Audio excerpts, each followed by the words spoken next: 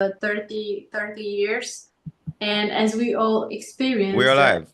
bill is going up and it's getting more and more expensive. So you are actually locking in that $150 a month, as opposed to all the other bills going up every year or every few years.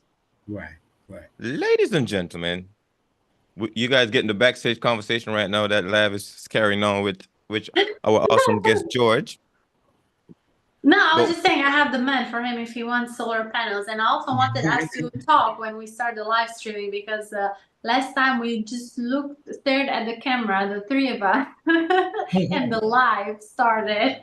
And it took us a second to realize that we can talk and we're live. Right.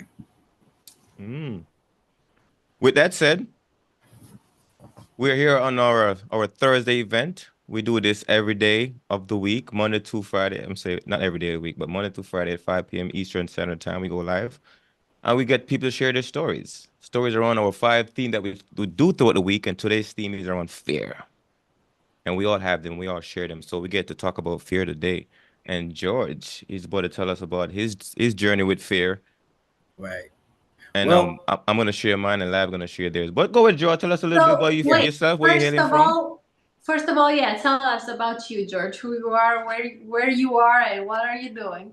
right. Well, I live in the DFW. I'm originally from Memphis. About age 7, I realized that I was having some mental health issues. So my life has been rife with things like morbid obesity, divorce trauma, custody battles, bad relationship, dealing with past trauma, all those things, along with dealing with a diagnosable mental illness. I had about a 10-year addiction to cocaine. And when I got over that, I started my nonprofit and have been dealing with fear ever since, because it's something that I think we all deal with on a daily basis, just on different levels. I know with me, a lot of my fear is fear of the unknown, fear of the uncertain, fear of what I don't know, and fear of loss of relationships and people. So we all deal with fear. Like I said, all to varying levels. It's the thing is, how much do we let that impede us in what we have to do? We all experience fear, but not all of us react the same way. Some of us cower, some of us shut down, some of us don't proceed, some of us let self doubt creep in. Self doubt is linked to fear. So the thing is, we want to try to be one of those people that, even though we have fear and encounter fear on a daily basis to varying degrees, that we keep proceeding and keep moving despite that fear. There are a few things that can really hurt us. A lot of that is self-deposed in the mind. A lot of things that we fear.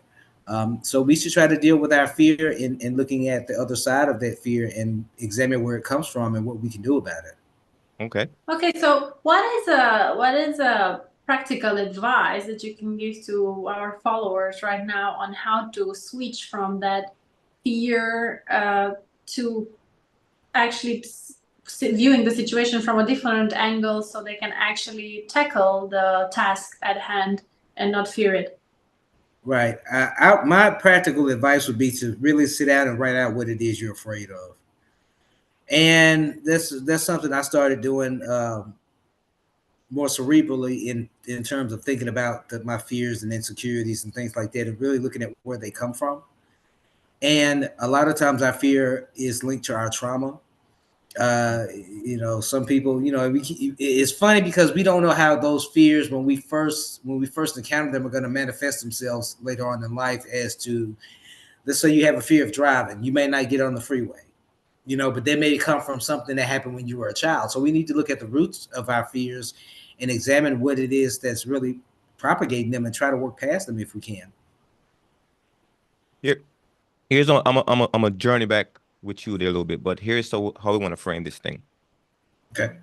I'm gonna start with this one quote that I love to repeat to myself a lot: is I am too how would I say this? I am too selfish with my traumas to have you visit them, but I'm very generous with my treasures, so I choose to share them with you. And I want to personalize this with your journey as far as your specific fears, some of the things that you've experienced, and talk us through a little bit about that experience, and then we're going to talk about exactly how you get beyond that one personally. Right. If you don't mind sharing. Well, Well, you know what? If you want a break, George, because ever since we started the live, you're doing a great job and you're talking, I can share a little bit of the fear that you just inspired me. Sure. You inspired me when you talked, and then you can think about what you want to say next. But you inspired me when you said that you experienced some traumas, and some of them was for fear of people leaving, and that translated to me like fear of abandonment, right? Right. And Right. I think I don't know. I don't know if everybody has it, but a lot of people have that fear of abandonment. They And do.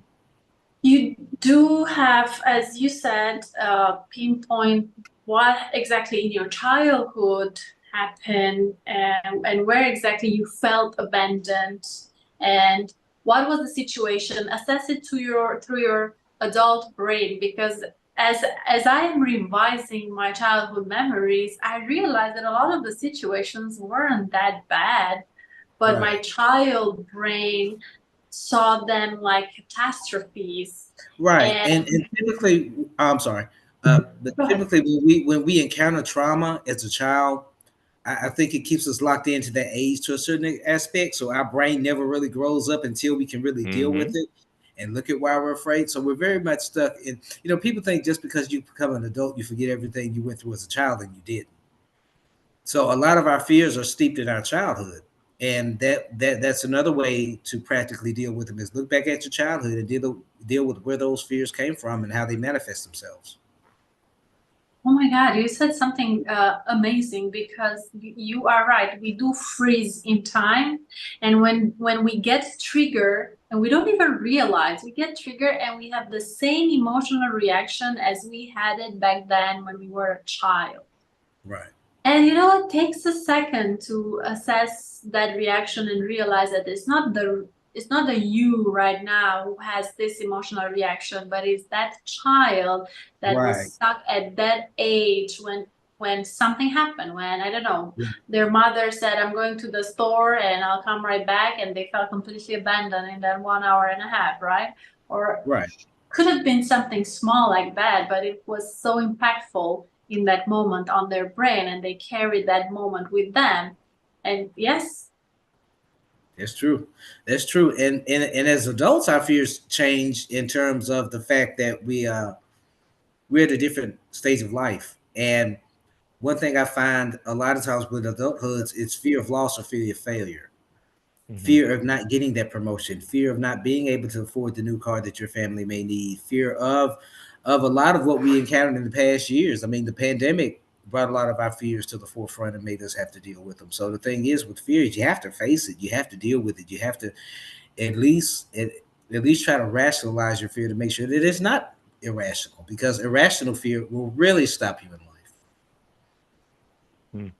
Yeah, so practically we want to say, don't just go head first in everything. Assess the risk, assess if there is really danger there, because our survival mode will kick in and will want to keep us safe and away from the danger, because we need to survive and procreate, right? But maybe there's no real danger out there, and we're missing out on something important that can shape our personality or our lives forward, but we don't want to experience it because of that fear that paralyzes us.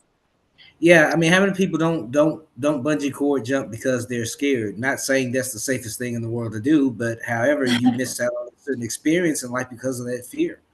How many people don't go and ask their boss for a raise they deserve because of fear? How many people are afraid to ask that girl out because of fear? And fear stops us a lot of times, and it usually spurs us to an irrational or inappropriate reaction to things. So that's why fear is something that needs to be addressed. And I think we need to start talking about it at a younger age, teaching people how to cope with fear, teaching people how to alleviate fear, overcome fears whenever possible. Oh, that's a great idea. And I think also parents need to be taught how to deal with their kids when the kids experience fear. Right. Because Right. as a parent, you don't know. You have so many things going on. I mean, I can only imagine. I'm not a parent, Right. but And that's why you have to talk to your kids. When you talk to your kids, if you have good communication with them, like with my kids, they talk to me about everything. Well, as far as I know, everything. But Yeah, a lot of overcoming fear is communication, is talking it out, is being in therapy, is being involved in your care to deal with those things. Because a lot of times it's usually one or two fears that usually hold us back on major areas in life. So we best try to address them. Here, here is a frightening reality from my side of the house. And my biggest one of my biggest fear, I didn't realize until I was doing therapy, it's around like going to sleep. I used to have these nightmares I used to get because I was in the military for a while, Mhm. and I got out of the military, and sleeping was something that I didn't realize I fear. So I was having a conversation with my therapist, and she asked me the question. So I asked her, "Are you afraid of going to sleep?" Because I have a lot of sleep issues. And she was, "Are you afraid of going to sleep?" And I was like, "Hmm." So I thought about it for a while. Then I realized like I was afraid of going to sleep Mhm. because of the nightmares I used to have. Right, And I was like, I'm a grown ass man, but I'm afraid to go to sleep. Really? But I had to right. face that reality, because sometimes when we experience it, those things that we call fear, those frightening realities that we don't want to share with other people. And it's very difficult for you to like come out and say, this is what I'm feeling, and it's scary, and this is Hmm. why I'm afraid. But me personally, I was afraid of my nightmares. It would happen Right, from being overseas a lot, doing a lot of stressful work, and the things that was showing up in my dreams, so to speak, in my nightmares. I was afraid of having those things, and what used to happen for me is I used to wake up and I used to feel like I'm trapped in my body. But I wake up, I'm conscious, but then mhm. my body would still be paralyzed. They call it sleep paralysis. So I couldn't Right, animate. I couldn't animate my body. So then I'm coming out of a nightmare. Then I'm consciously awake, but then I couldn't animate my body. So I'm trapped in that space. And that used to scare me. I used to hate it. I don't want to go to sleep because of that. So what I used to do is right. I used to overhydrate myself, kind of overhydrate my bladder, so my bladder would wake me up like 3 hours after I go to sleep. So then Hmm. I used to kind of use it as a coping tool to not go into my nightmares at night. Right, That right, kind of helped me through that process. But then in the long run, because of not sleeping so many hours, you get into sleep exhaustion, right? right. And now because of that sleep exhaustion, I'm not having a lot of sleep. It started affecting my memory and stuff like that. It started affecting my memory, my Mhm. cognition process, and now I'm like, oh my God. So now I'm feeling that peace. So looking at your own story, your own journey, what was one of those event that happened in your life that really, really brought your fear to light? That you're When I like, realized I wasn't progressing because of my fear, when I realized I was letting a lot of my fear stop me from doing those things that I needed to do and wanted to do, what thing? and I was missing out. And when I realized that my fear was not external, it was not caused by any external factors, it was mostly internal. That's when I sort of flipped the switch and changed my way of thinking, and that's only happened in the past few months. So Mm. I'm more willing now to go out and take chances, to take calculated risks to try to improve myself. But when I really sat down and realized, George, why are you not at this point? Is because you're afraid. You're fearing something, What is and it? that What is really it you fear the most? failure, What kind of failure, fear? reaching What for kind? reaching for that brass ring and not getting it. I think that's the only thing I can say I really fear is a fear of failure. So Mm. I mean, I'm not afraid. I'm not afraid. I'm not afraid of dying. I'm not afraid of slipping in the middle of the restaurant. I'm not afraid of losing people. I'm not afraid of any kind of loss or anything like that. I'm just afraid of failing myself. And do you think that that's maybe because when you were a kid and you failed at something, you felt like you disappointed your parents, or you felt like Well, they don't love you as much because you just disappointed them, or what was it? Why do you think we fear failure so much? because when I was a kid, I always excelled at everything. I always made straight A's. Always top of this. Always top of that. So I always felt pressure because that's what I tuned a lot of my self worth into, was what other people thought. So I feared their opinions of me. Mm. So that's where a lot of that came from. So that's where that fear of failure kind of grew up on its own and formed into this own thing that's present with me now. But it was like I said, it was that moment I realized I wasn't progressing the way I could, would, and should be doing because I was letting my fear impede me. I want to start. I want to tap into opinions. Mhm. People's opinion of you. One thing I learned is not to worry about that. I think that stops us too. That's one thing we fear is other people's opinions and other people's feelings about us and toward us. And really, all that is inconsequential. All that is meaningless. It doesn't matter if your parents, it doesn't matter what anybody thinks or feels toward you. That's a fear that I wish more people could let go. It really doesn't matter. Mm. I remember I was in I used to get in trouble a lot when I was stationed in Germany, Hmm. and I remember I got into two major big problems. I ain't gonna say them specifically here, but I got into two major problems, and one of the biggest thing I was always worried about is disappointing my mother. And Wow. I used to think back when I used to be going through the situation. I was sitting there and I was thinking like, if my mother knew about this, like, Right. would she be proud to know what I'm doing? Because my parents, they have 9 kids, right? They have 9 kids, Hmm. and they did a lot of work to really get us off the island of Jamaica to America. And as I was, making my stupid decision, doing some of the stuff that I know they wouldn't be proud, and I was sitting there like, because one of my biggest fear was to let my family down, like my parents down, let them down. That was one of the big things that drove me, kind of kept me kind of like going. But when I realized, man, I would do some things that I know if she know about it, she wouldn't feel so great about Asher. I used to think Right. about like if my mother knew about this, she wouldn't be proud of me. And I used to Right. come back to that question in my head. If my mom know, but she wouldn't be proud of me, and I don't want to let her down. So I'm gonna keep doing my best to make sure that I don't let her down. And going back to Yeah, your and struggle. fear does regulate us. Fear is a survival instinct. Let's not forget that. Fear Hmm. has kept many man, woman, and child, and animals safe. That instinct you Yeah. get when you're afraid of something, that fight or flight, and that's necessary. And that's not what we're talking about. We're talking about that heavy fear, that unreasonable fear that we all have. It's really tuned to self doubt, and that's really what stops us and all that. But fear can be Mm, healthy. It can also be dangerous. It can also impede us, and it can also hold us back. mm, Well, since we're sharing the sleep fear, you know what? Actually, you just made me remember my fear mm-hmm. related to sleep. And it's easy, it makes sense now. So when I was a flight attendant, so many times we had flights overnight. And then I would get home in the morning around 8, 9, exhausted, right? Because I probably checked out around 7 or 8 p.m. And now I'm coming like 12, 13, 14 hours later, exhausted. So first thing I would just remove my uniform, shower, go to sleep. And I would sleep because I can sleep. When I'm tired, I can sleep Mm. like 10 hours. Heck, I can sleep 12, 14 if I'm that exhausted. So Right. in Bahrain, because I was stationed there, um, the sunset was around 4:30 p.m. So think about it, make the math, right? If I go to bed around 9 or 10 a.m., Mhm. 100% I will wake up after sunset, after 4:30 p.m. It was such a, and I did this repeatedly, right? And that Mhm. gave me such a state of sadness, almost like, what am I waking up to, right? It's like there's not even a reason for me to wake up to, because I'm waking up when it's already dark outside. Mm. Right. And we're not used to it, because normally you wake up when the sun is shining, it's bright. And those months I felt depression, and that was weird for me and new, because I'm such a positive person, and Right. I didn't really understand myself.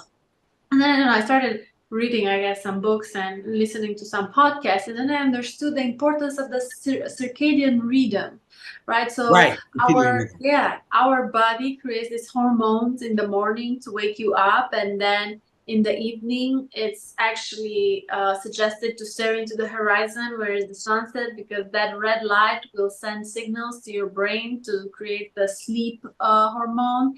And so all this hormone thing, cycle creation in my body was completely messed up, because I would not really see the light, the sunlight Mhm. throughout the day. I would be in the aircraft the entire night. I would see the sun for an hour, maybe driving home, and then just close the curtains and sleep and wake up to darkness.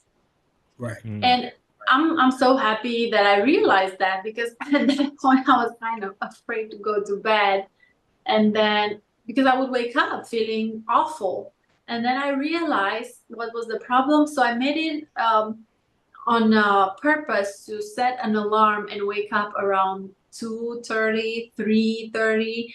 when it's still light outside, and expose myself to at least 2 to 1 hour of sunlight before the sunset. And then that changed my life, and I got back my happy self.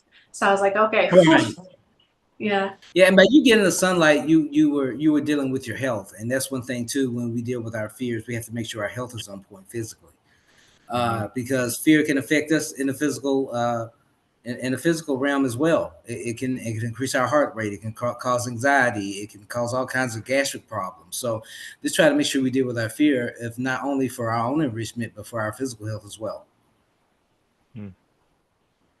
Yeah. But you see how important it is to get to the root of exactly what's happening, Right. because I could have been until today just like, oh my God, I don't want to sleep throughout the day. And I used to fear naps throughout the day. I was like, hey, that's not the problem. The problem that those are other problems that I can solve by just Right. having a alarm set there. So yeah. Right.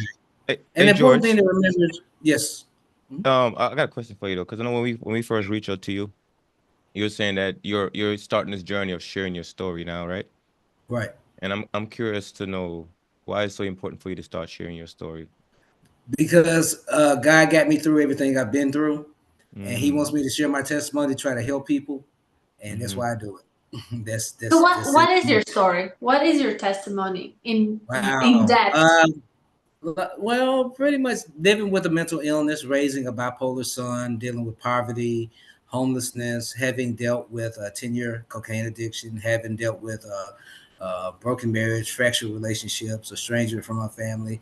It's just a matter of where you want to start. Well, start wherever you feel comfortable. Wow. Wow. Well, my I think the testimony I can best offer today is that of my relationship with fear. And Mm, when there was fear when I decided to overcome my addiction. There was fear when I decided to stand up for myself and live the life that I deserve and that I believe God wants me to live. And there's fear in that. There's fear in progress, because progress can sometimes be painful and we fear that. But what I want to leave everyone watching today with is think about your fears. Give them respect, because they do mm, affect you. But other than that, try to sit down and think about the root of them and try to eliminate them. Try to alleviate them, because there are going to be new fears coming up every day. We could hear something in the news tomorrow, and we'll all be scared to death. But try to deal with those fears you have and deal with those emotions that causes them. And once you do, you'll find that you'll be mentally and emotionally healthier. mm.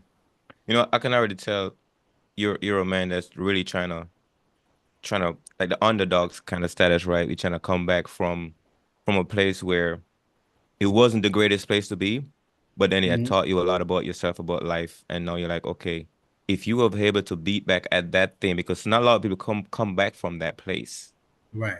you know. So now that you've able to come back from that place, what story did you brought back with you from that place that other people can use to empower themselves going forward in case they might be trapped in a place like that or in a state like that? Right.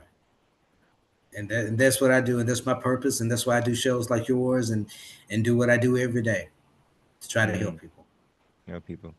How rewarding has that been for you so far? What does it feel like to get out and share your story? You know, talk about the things that a lot of time some people are embarrassed to talk about it because you know it's been you've been down on your Why be lowest. embarrassed? It's your testimony, though. No, That's what no, I'm no, giving you. no. What I I'm know some people, and I'm bleeding this back into fear. Some people are hmm afraid to share their story. Yeah. Why be? It's what happened to you. It's what you've Yes. been through. So why be afraid? You know what I'm saying? And everybody, and that's not for everybody. That's for me. It's rewarding as I don't know what. I love doing it. The Hmm. money is not great at all, but the work is the knowing that something you could have said could have benefited somebody that's going through something similar or not even remotely attached to what you went through is Hmm. rewarding. Because I get a lot of feedback, and that keeps me going on days when it's not always so easy to do so. Yeah. Yeah. I can see. Uh, you know, part of the Honestly, show.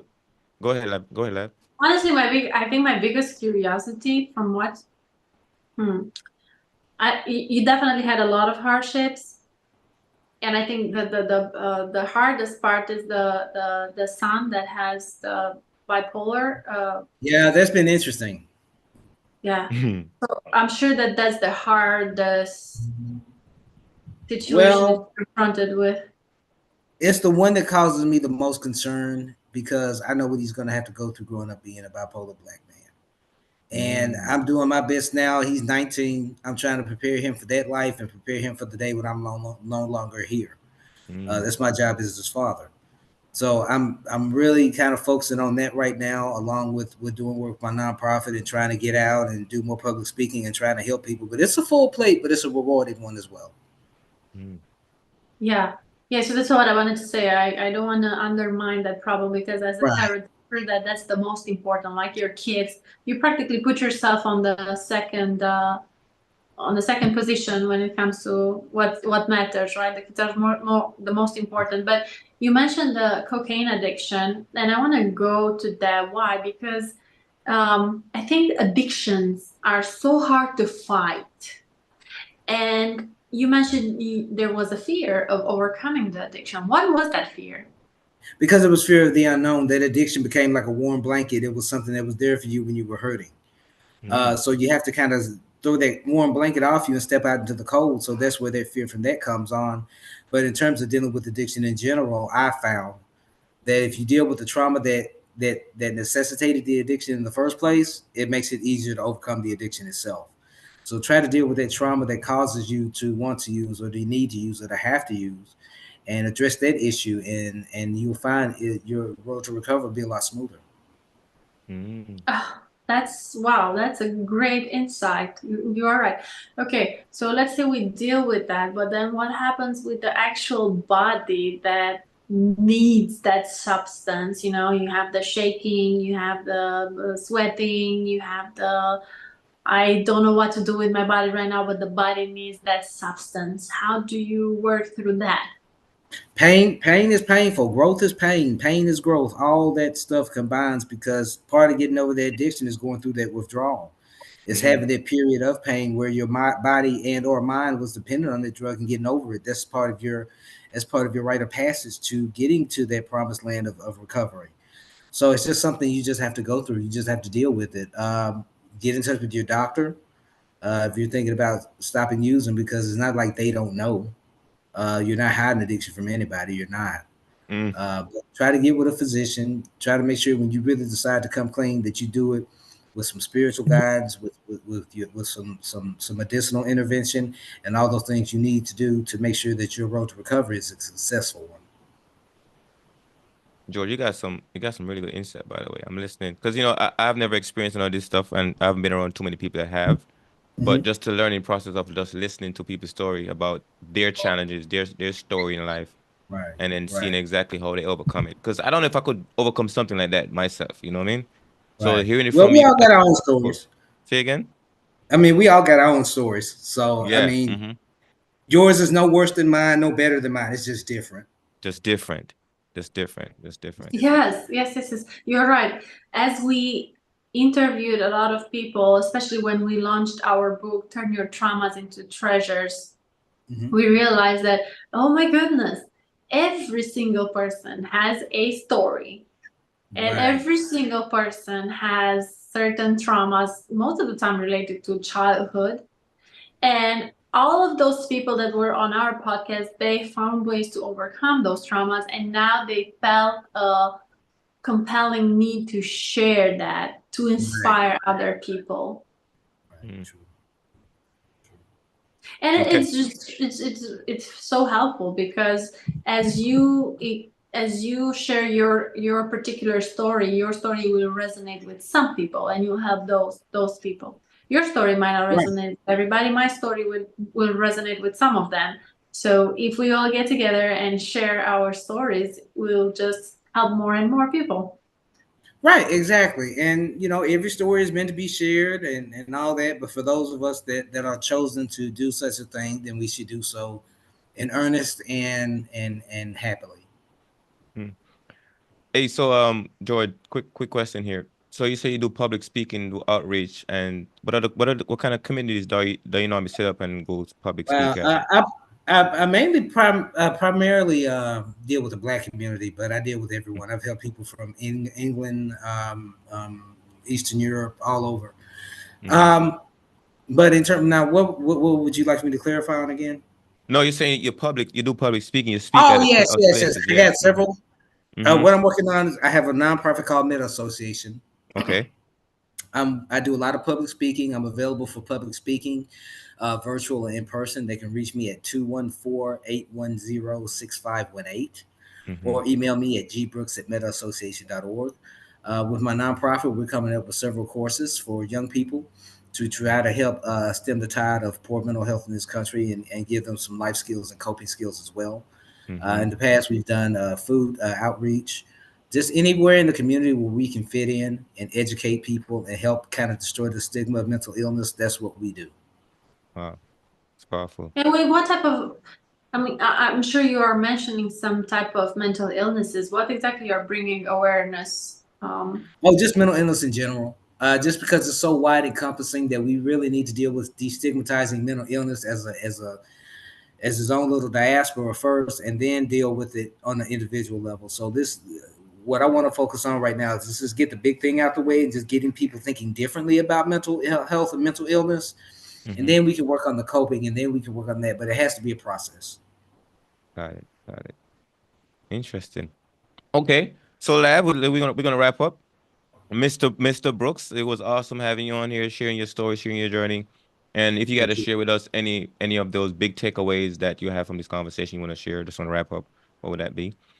Try to treat each other better. We're not perfect. We all have our failures and our foibles and our flaws, but just, if you can, be mindful of how you treat people in the day, whether it's at the grocery store with the cashier or whether it's somebody cutting you off in traffic. Just try to give a little pause and give a little thought and try to do a little bit better by each other. I love that. I love that. Lab, any final thoughts and wrap up takeaway? Well, but I push through the fear. That's because at the other side of fear, you'll find great stuff. Right. Greatness, blissfulness, new experiences, right? So just push through the fear. Fear is like you were saying, Asher. You're saying, yeah, like a toothless lion. Most of the time, it scares you because it looks like a lion. But then if you go closer and you want to push through and pass by that lion, you'll notice that he has no teeth. They're all in your mind. So yeah. All right. Thank you, Mr. Brooks, and thank you, Lav. So this is the Ponderous Awareness Podcast, a place where we collect stories and circulate life-changing wisdom. And we have awesome folks today, Mr. George P. Brooks. He get to share his journey with us and give us some insight into what it's like to go through his challenges in life and come out of it and find ways to help other people. And if you guys want to reach out to him, we will definitely get his contact info underneath this in a comment underneath the video. Right. Awesome. With that, make it an awesome day.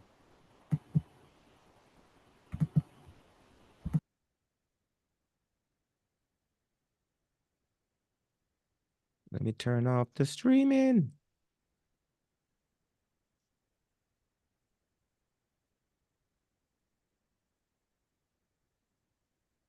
Maybe I should just I should leave the meeting as well, so you're the only one there doing stuff when you're live. I'm still live. Can you believe that? We're still live. We're still live. I know we're still live.